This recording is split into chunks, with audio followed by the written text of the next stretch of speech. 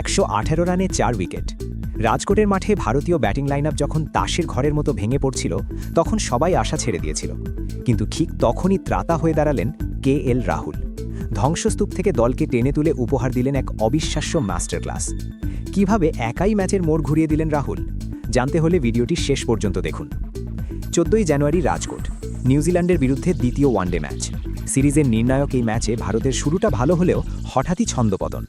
99 রানে 1 উইকেট থেকে দেখতে দেখতে স্কোর হয়ে যায় 118 রানে 4 উইকেট। মাত্র 23 ওভারের মধ্যে টপ অর্ডারের বড় তারকারা প্যাভিলিয়নে।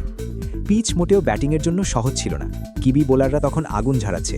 ঠিক সেই মুহূর্তে 22তম ওভারে ক্রিজে আসেন KL রাহুল। শুরুতে পরিস্থিতি বুঝে ধীর স্থিরভাবে ইনিংস গড়তে থাকেন তিনি, কিন্তু সেট হওয়ার পর শুরু হয় আসল রাহুল শো। একদিকে উইকেট বাঁচানো আর অন্যদিকে স্কোরবোর্ডের গতি বাড়ানো, এই দুই দায়িত্বই তিনি কাঁধে তুলে নেন। প্রেশার সিচুয়েশনে দাঁড়িয়ে তিনি খেললেন 112 রানের এক অপরাজিত ইনিংস। মাত্র 92 বলের এই ইনিংসে তিনি হাঁকিয়েছেন 11টি দর্শনীয় 4 এবং একটি বিশাল ছক্কা। এটি কেবল একটি সেঞ্চুরি ছিল না, এটি ছিল ভারতের জন্য লাইফলাইন।